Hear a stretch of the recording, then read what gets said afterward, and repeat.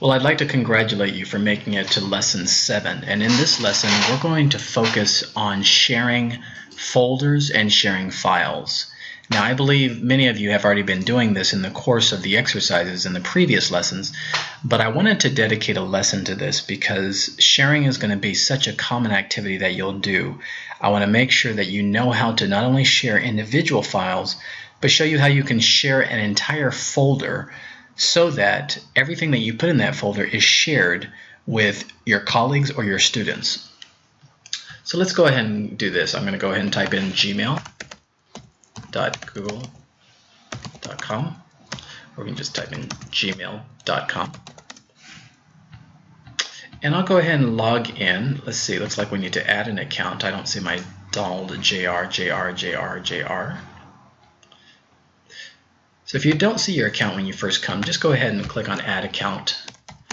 Donald Jr. at gmail.com. 1EAT at, and you know the password. 1EAT at FRI. Okay, that's why you need to create an account that is easy for you to remember. We go ahead and click on Sign In here. It logs us in. We're going to go ahead and go to Google Drive once again. We click Google Drive here.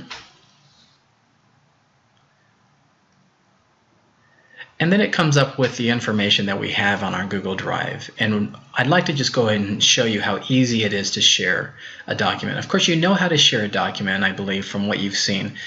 For an individual document, you can just go ahead and click on that document. And you can either open that document, and I'll double click it,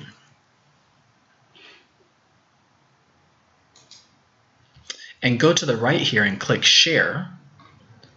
But there's an easier way to actually do it. Let's go back to Google Drive. You'll notice that your documents open in a different browser oftentimes. I'll go back to Google Drive. If I don't want to open this document, I can just go ahead and, with this highlighted, go to the top right here and click Share, where there's this little person with a little plus. And it basically opens up the same capability. And I'll just type in donnie.wise@gmail.com. And then I'll go ahead and click Send, and it shares it. What's nice is you can do that for entire folders. So you may have a folder with 200 documents. And maybe, again, you're a 7th grade teacher and you have period 1 through 7 and you have 200 students. And you want to share basically a set of files with them. You can just click on the entire folder and then click Share. Now let's say you have the desire to actually remove permissions from somebody. Well, you'll see here that there's this little icon, which means we've shared it with people. What we can do is go to the Share icon up here and click Advanced. And once you click Advanced, that shows you all the people who you've shared it with.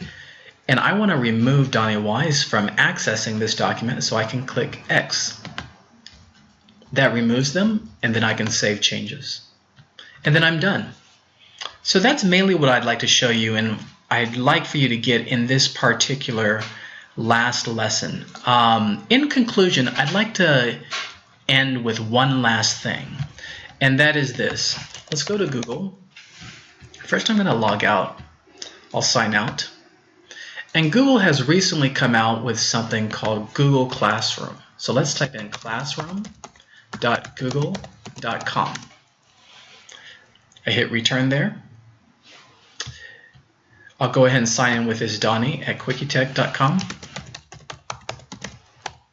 Hit return. And that brings me to a classroom that I've set up in Google Classroom. And this is really nice. If you're interested in using Google's tools in the context of your classroom, I do encourage you start out just with a Gmail account and Google Drive. But once you become more advanced, I would really encourage you to migrate to classroom.google.com. You can set up a class. I've set up a class called Google Classroom Instruction. And what it does is it brings you to a very nice interface that organizes your information. And so you still have access to the common tools, and everything that you've learned in this class applies. But Google Classroom packages it all together from the perspective of a teacher in the classroom who has students who are using the different documents and sharing information. The home page allows you to have a running set of assignments. So you can go ahead and click Share with your class. If you have an assignment, you can upload a document by just dragging and dropping it here. And then those assignments will be running throughout and visible. If anyone's sick, they can come and actually just see what the assignment was for that day or for the previous day. You'll notice that there's a Students tab here. You can give your students a code, so only your students and not someone else's students can enter your classroom. So Google Classroom provides a nice closed group environment for you to use Google applications. You can click on About, and here it'll give your email, and it gives you a Google Drive for your particular class. Also, you can set up different classes and have different closed group environments with different documents for each. Now, Google Classroom takes a little bit more work to set up than just a Gmail account.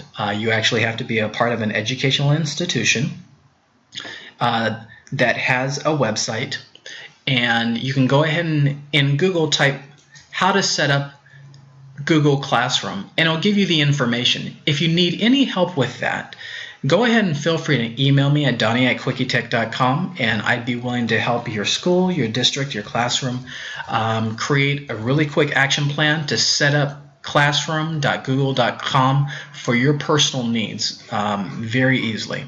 There's a 30-day free trial, and then after that, Google does charge, I believe it's $5 per user.